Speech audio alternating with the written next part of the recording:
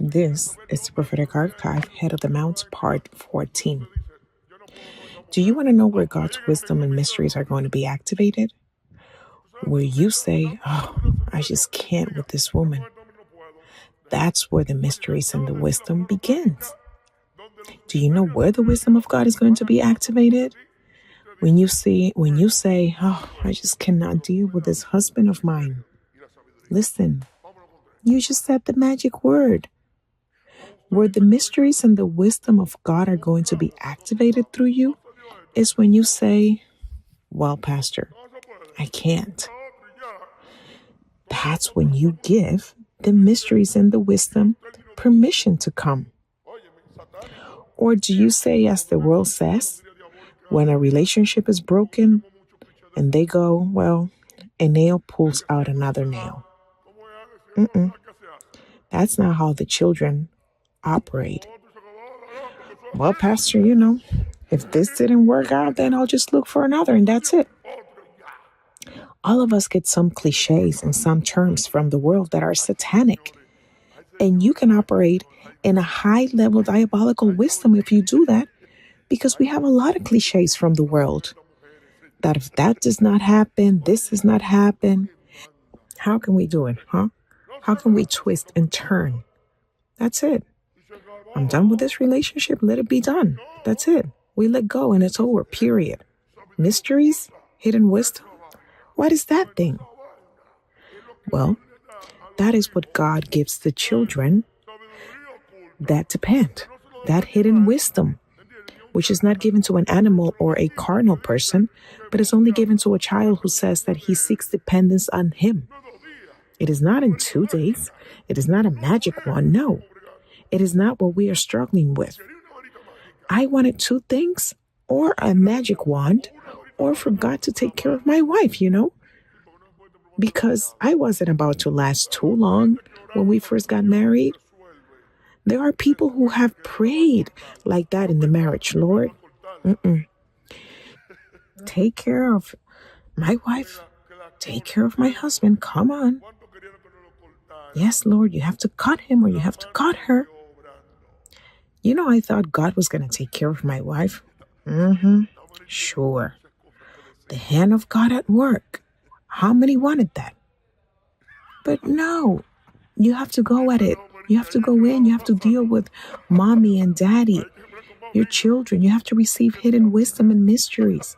You have to deal with them. You have to go in. No one wants to deal with their commitment. No one wants to deal with children. No one wants to deal with anything. That's it. No one wants commitment to anyone. People just want to take it easy. How is it that you want things? Easy. Easy. That is why the greatest misfortune is not in the other person, but it's in you. Because the one who does not want to assume dependence is you. We cannot be so quick and speak ill of people, to curse what belongs to us. Believe it or not, you curse more than what you bless every day. When you say that you cannot deal with someone, you're cursing. Because if God says he gives his children wisdom and mysteries, it's because for children, nothing is impossible. That's why you have to learn to better shut your mouth, because you curse so much through that mouth for the simple fact that you have not been able to control yourself. So we must be wise, be prudent. We can't be so light in the way we talk. We are very light. We live both in anxiety and with depression, because that is the very natural state in men. Because men even gets into a bad mood for no reason. Listen well to this. This is very interesting. Do you know why men operate through depression so much?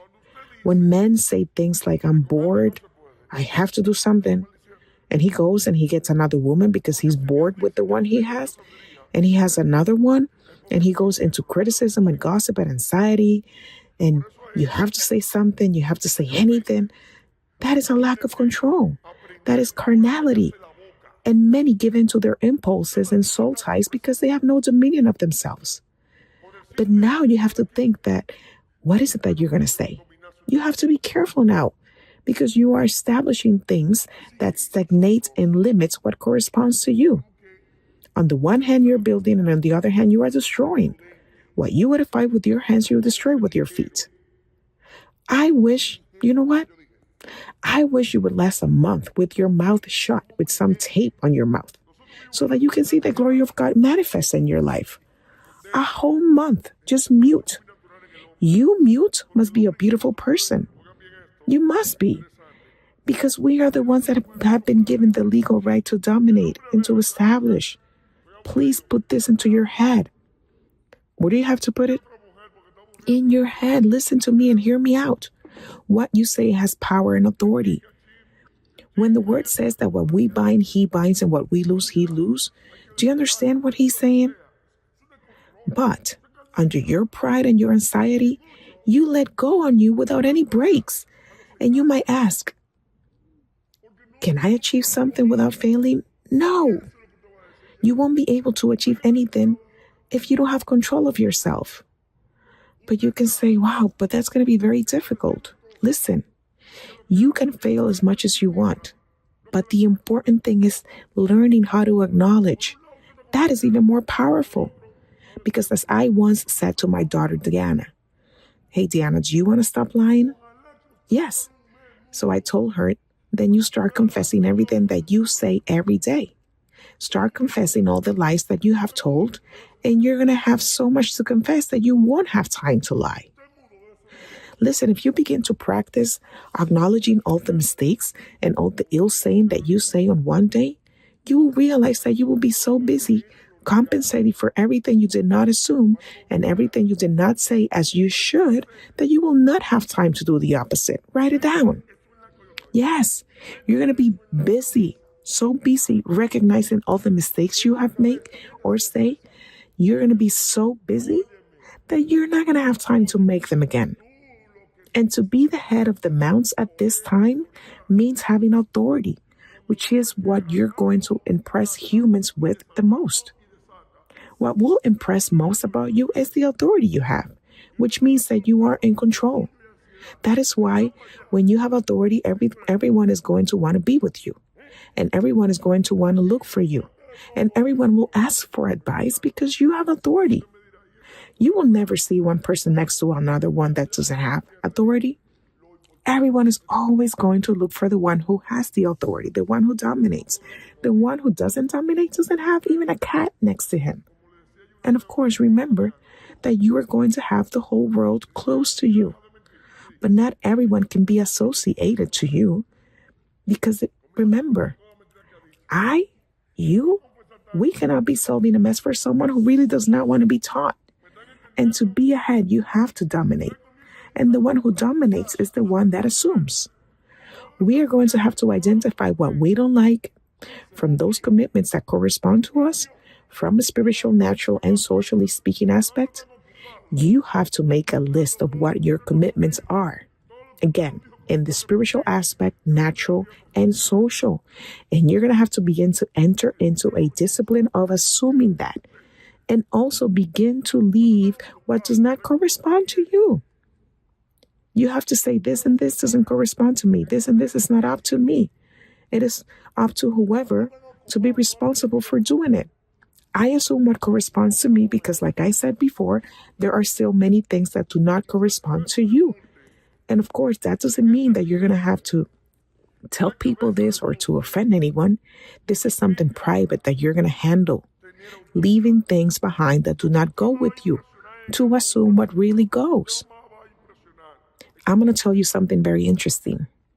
This is for those who will begin to listen, because what I'm saying now, Holy Spirit is going to begin to show you things that corresponded to you in the past, but that you either turn a blind eye on it or you yourself cursed it, closed it, and put on a cross and said, I want nothing to do with that. Was that what you said? Literally. You know what? That's going to be coming up to your mind again, and you will hear in your spirit, remember that thing. That is a commitment. Oh, Pastor, come on. This is too strong. Yes, it is. What did you think? It is strong that you have to deal with this. And there are things that are going to come up. Things that you killed, things that you closed, things that you buried and made a funeral of it in your life. But they will arise again. Commitments that you had dead in you. And you're like, oh no, may the Lord rebuke the devil. Here comes the pastor to talk about those things again. Yes, I'm coming to talk about those things again. Because sometimes you are so focused on dreaming and on the future and on greatness that you lose focus. Because what you wanted was to be told things. And there's nothing more satanic about religion than when you are told, oh, blessings are coming your way, sister. Great things. And God is going to bless everyone. Ugh, an emotion for everything. Listen, that is just pure eroticism. And everyone likes that. But they do not like to talk about commitment and responsibility. Oh, by the way, Pastor, what is that? I already told you that commitments have implications, details. How many of you heard it right now? How many of you have heard the implications of commitments? Oh, some people are even afraid to raise their hand. Why? Do you feel accused now? Are you afraid? Do you feel humiliated because you were told the truth just now in your face? Listen, there are details and implications to those commitments that we assume. But all you want to say is, my pastor already cooked that meal for my husband. I already put his food on the table. What else? Let him settle for that now.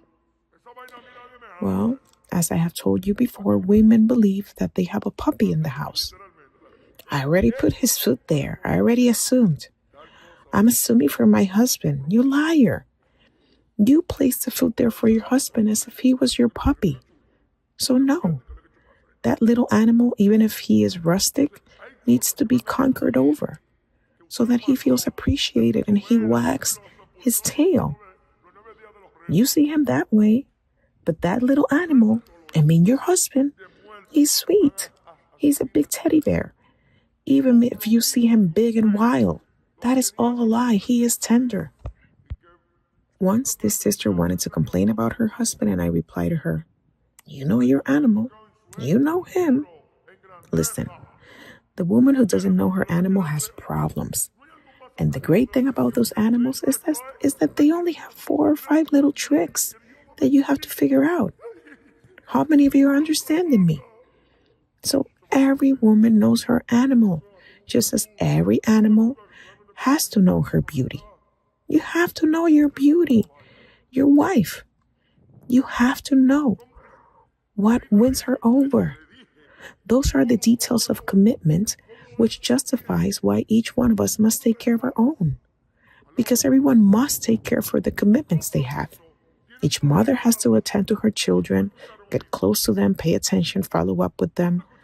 The fathers, they need to get, their hands dirty. They need to get involved. They cannot allow themselves to feel discouraged and complain, saying, it's just, pastors, this is just not easy. This is just not easy. The kids are not easy. So what? How were you when you were little? Were you easy? Some will say, yes, I was easy.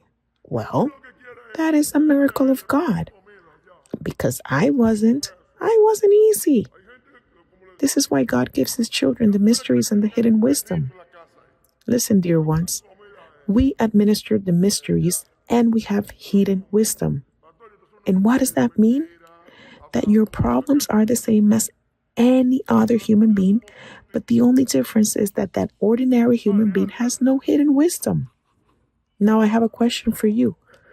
Do you know why you don't receive hidden wisdom? Because you curse your commitment and you say things like, I'm sick of it. I don't want anything to deal with it anymore. I'm tired. Let it go to pee. So how do you believe that the mysteries and the hidden wisdom will manifest in you in that situation if you curse the situation? What did I say? How do you want God to give you hidden wisdom? Or how does God activate the mysteries if you curse your commitment? Assuming my commitment is what leads me to flow in revelation. Write it down. Assuming my commitment is what takes me to a manifestation of grace. I'm going to tell you the truth. I do not know how it is achieved, but I know it has been. And when we go to the manual teaches that the mysteries and the hidden wisdom are for the children. But the children will never see the mysteries manifested, nor the hidden wisdom given to your life if you do not assume your commitment. For this reason, the first thing you should do is identify your commitments. What are my commitments? This guy that God gave me is. This is my commitment. This woman, these children, my work, my ministry. This is my commitment. Join in your commitments with the details and implications. Yes, because there are many things that you have to start working on, which is not simply the husband, that I might make his food and put it on the table. No. It's not simply that. There are several things. There is also the intimate part. Put the kids to sleep. Do you understand? There's communication, wisdom. Don't pressure this man to spend money if you know that there isn't a single cent, because you want to drive him crazy, don't you? Remember, he's a human being. He's a miserable man. He doesn't have kingdom yet, so you want to drive him crazy. You must be wise. Do like my wife does. She calls me my love, my honey, but I know she has her card on her sleeve, because you know that honey bunny just doesn't come and that's it. And I'm not saying that's manipulation. That's just the way that is. Tell me, my love, tell me.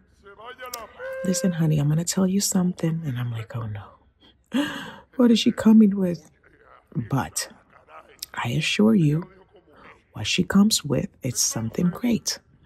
And some of you are here saying, oh Lord, why am I listening to this? Because you all ladies think the same.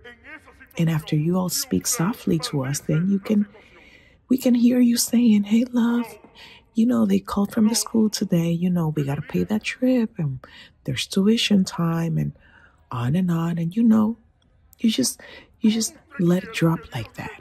And we know, and it's okay, because as women, you got to have wisdom.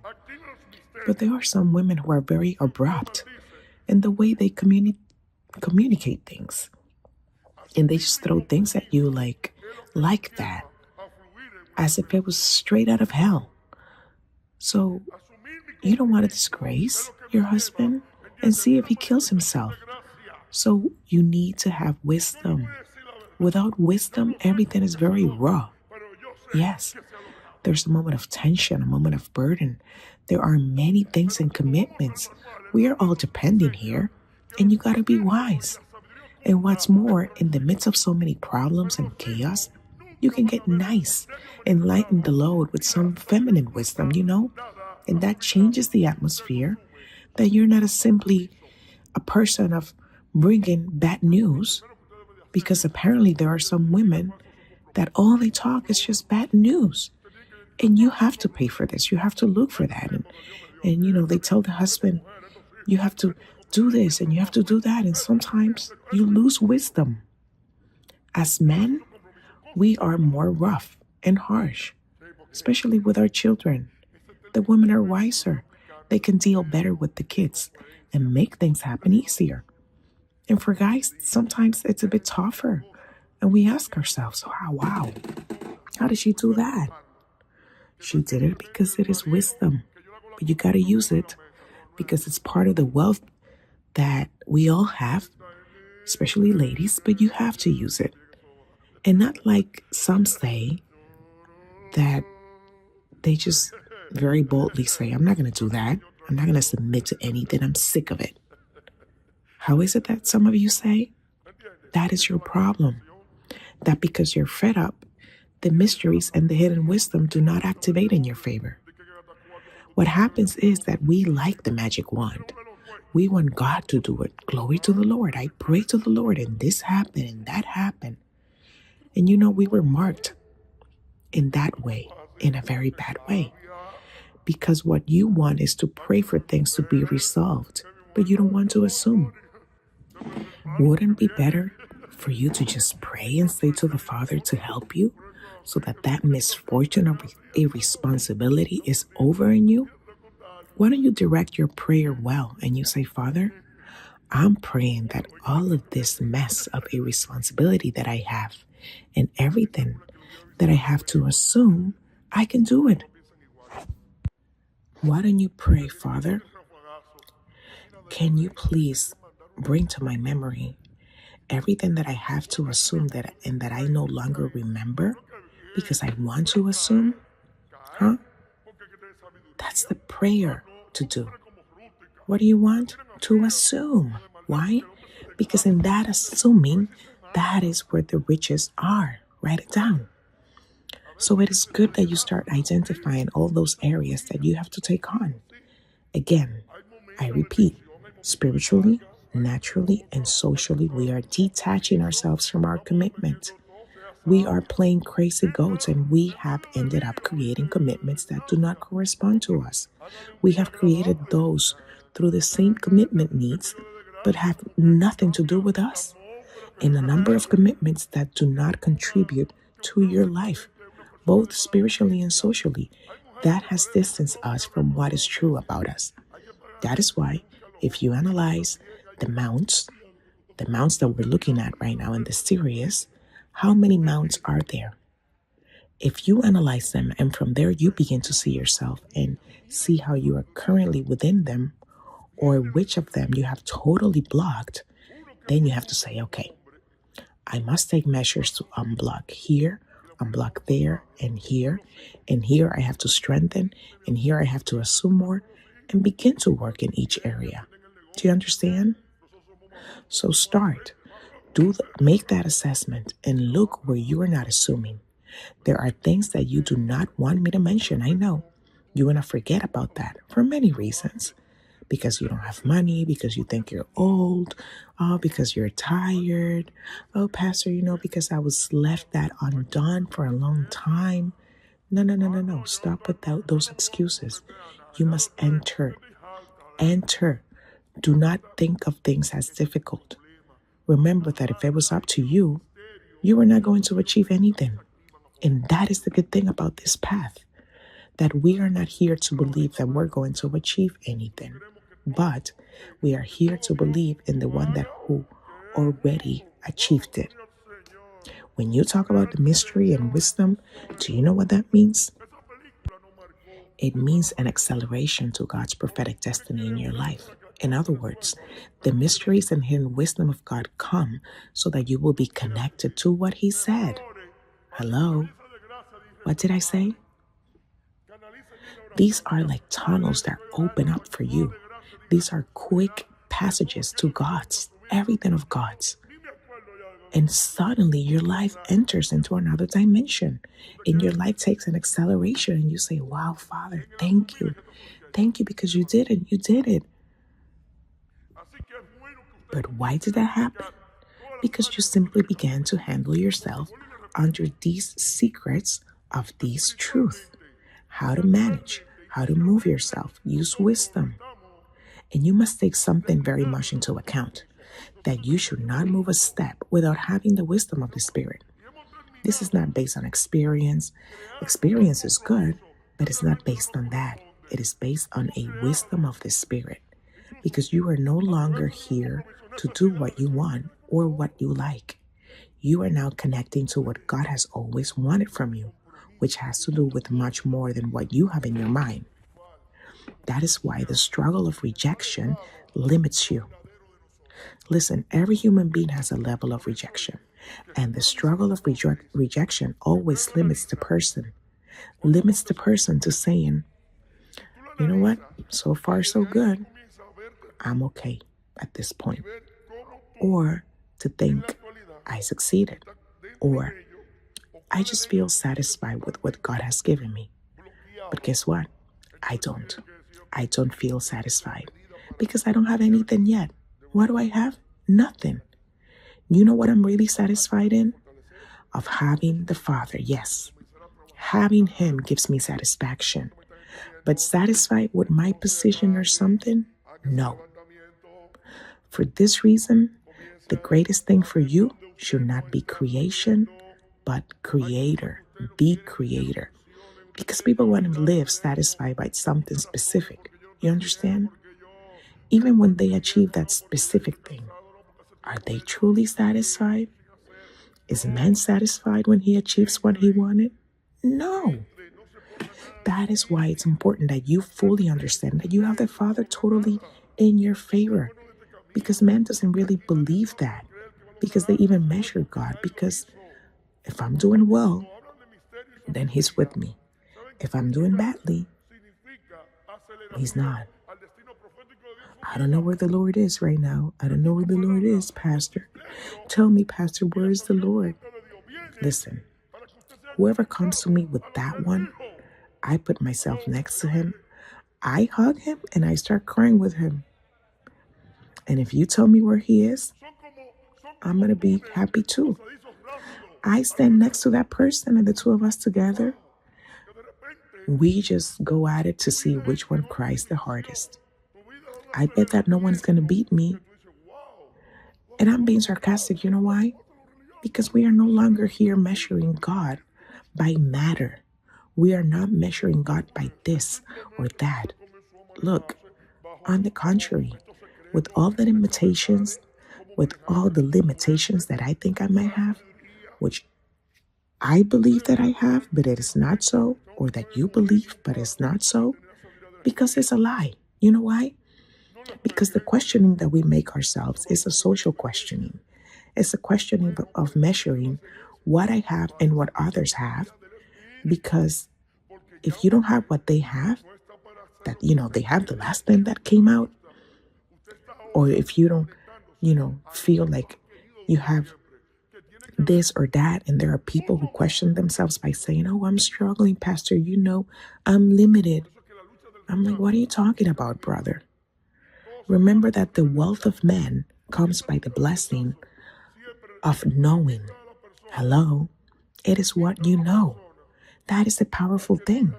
When you know the people who might have overabundance wants to have what you have. But when you don't know, you want to have what they have. But guess what? But when you know, they have to depend on you. Hello? And on the fact that they know that they don't have the things that they would love to have. But you have to learn to master things. Because like I said in the beginning, we have so many ramifications to so many ties that mostly have to do with the economy and matter.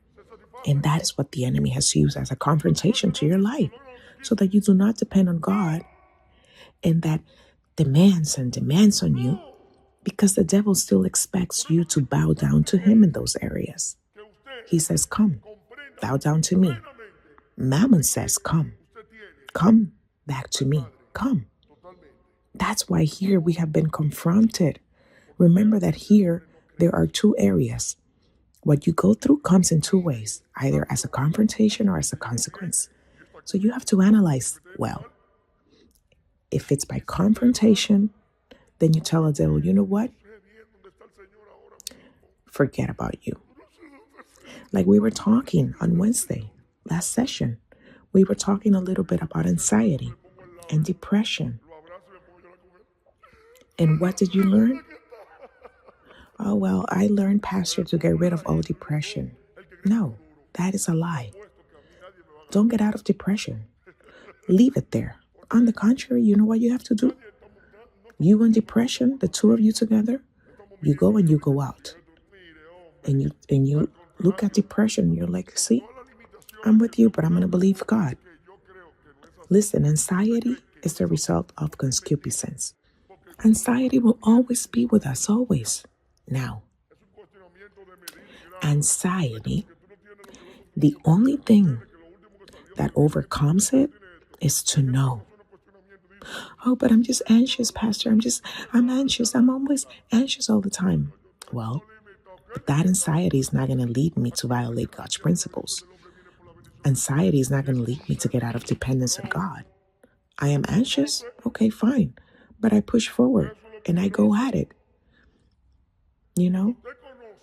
Even with anxiety, I learn how to depend. When I get up, anxiety and me, we get up together. When they bring me breakfast, they bring 2 sandwiches, one for anxiety and one for me. And we eat it, the two of us together, very calmly. And I just wait there for the direction of the wisdom to know where it is. and I'm going to do all my agenda, and anxiety goes with me together, the two of us, and we both go out. And I continue to believe God. And anxiety is there. And at the end, you know what happens? Who do you think wins? Who? I win. Anxiety is not going to defeat me. Why? Because anxiety is a result, as I was just saying now, of the same social demands that have created stereotypes of things that can be like this or like that. And it is always the result of carnality that wants to lead you not to do things under dependence. That is why we do not do what we want, even if it's good. We do what really needs to be done. Hello? Do you know what the battle is different from the other people? That the other people can do what they want, even if it's good. But we do what we must do. Hello? Many are doing what they should. And they say, well, I'm doing that, and that doesn't hurt anybody. That's not bad.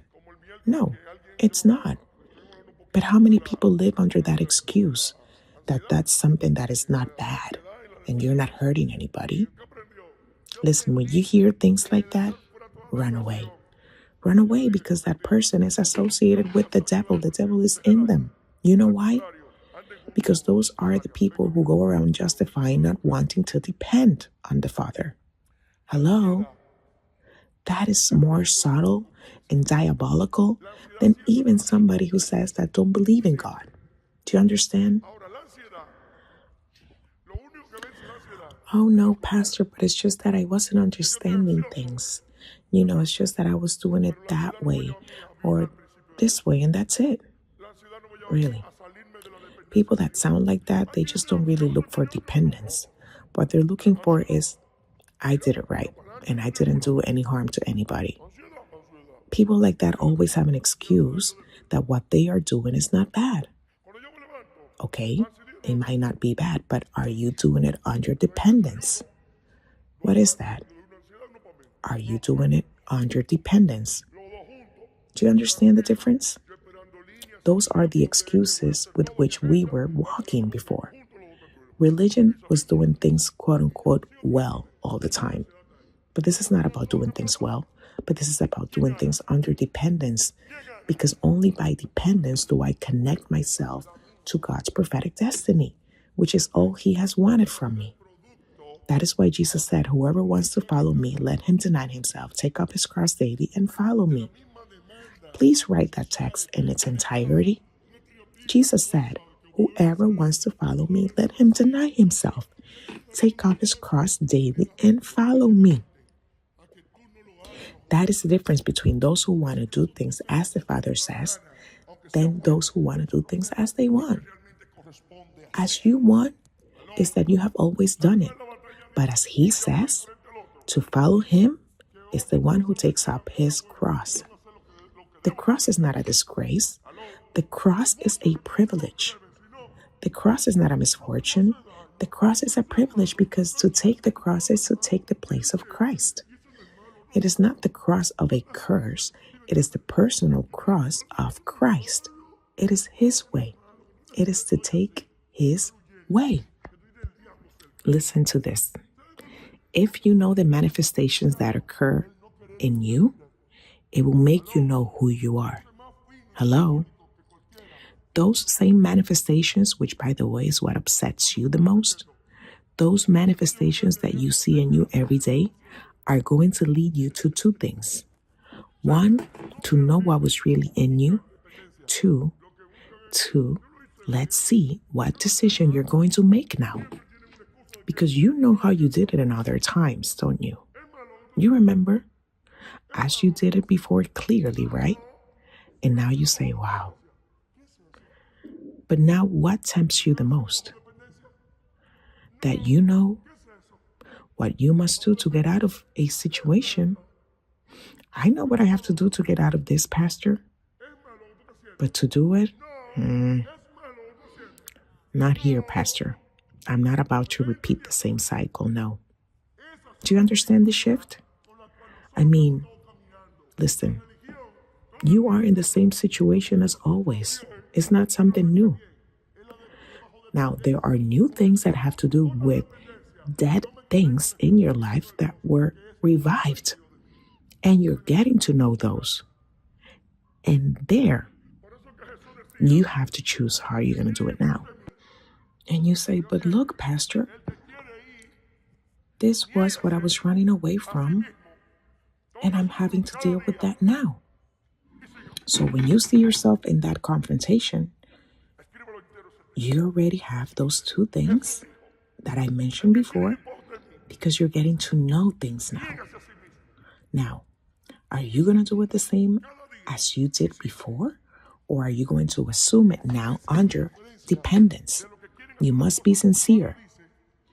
Let me ask you a question. How is it that progress is made in this ministry? Going backwards. The great struggle and the great fear we have is that we say, wow, going backwards to look back? As if going backwards, we are falling behind. No, we are moving forward. What does that mean? That you have to return to all the principles and all the initial points of your life to do things properly. Hello? Every starting point at the beginning of where you started with your bad habits and all of your nonsense there, again. And now as you're going to start again, is it with the same trickery that you're going to do it or under dependence? Then from there, you analyze. Now, don't be like many who stay for months analyzing things, saying, oh, well, let me think about how I'm going to do it. Listen, whether you do it or not, some others just don't do anything, and they stay with their mess there. So the important thing is to do. Some others think, let me just do it like the pastor says. But those desires in your concupiscence say, why don't you just send it all to hell? Why you have to put up with so much struggle and so much confessing and suffering and all of this? So you are there in that gray area, and you can be saying, oh, this is just not easy, Pastor. The reality is, the one who's not easy, it's you. That is the detail, that you're the one that is not easy. So at that initial point, it's when you say, what's happening to me? Whether I do it as I should, or I go back to walking as I did in my former life with lies and manipulation and deception and religion. And that is hypocrisy at a high level. So how do you want to do it? As I was saying today, these ministries, we want these ministries to be grounded on principles and not on dogma. And that is a very sensitive point. And that is, if you pay attention to people and what they want, that the ministry can end up being turned back to a religious ministry, because everyone wants for us to put a seal of approval on their nonsense, on their garbage, on their religiosity. And it is not like that. I like Christ's project better. I like it. Christ was not, and he did not have an inch of religion. Christ did not believe in either a holy place or attending a temple. Christ didn't come to make a religious show. He came to say what he needed to say anywhere he went, in any place, with anyone, and in any level. And that's how Christ showed that the veil had been torn, and he showed it. And he showed us how it's going to be done, and that he came to model the life of a child, of a son, and not the life of an evangelical Pentecostal churchy life. Christ did not come to sell a show. That is why the apostolic position consists of children knowing that they are children, that the convenience of doing the right thing is not to please God. And listen to this well. The convenience of assuming it is not to please God. Remember that religion did everything to please God. How many of you went to church because you wanted to do things to please God? Well, I'm going to tell you something. You're foolish, because it's not what we do that is going to please God. None of you are going to achieve that. God doesn't want you to come here to please him. God wants you to assume, because that is the only way that He is going to manifest Himself in your life. God wants you to assume, because those of us who love the Old Testament still, and those of us who remain in the Old Testament, think that, oh, we need to bring sacrifice. We need to bring that fragrant smell before God. Listen, stop with your trickery. That is over. This is no longer about pleasing you. Listen to me. If God had given Christ because you would have pleased Him, you know what? Great. But I have news for you. He gave Christ. He gave Christ for a wretch who He already knew that was going to live under sin. You get me? So this is no longer a matter of pleasing. This is a matter of administration. It is that you learn how to manage who you are. Because on the contrary, there's a great rejection principality in us, that when we do not assume things as the principles of the life manual teach us, then it's going to take the best of us. So this is a problem of administration. And the best way to please God is by assuming what corresponds to you. But this is not a question of pleasing God.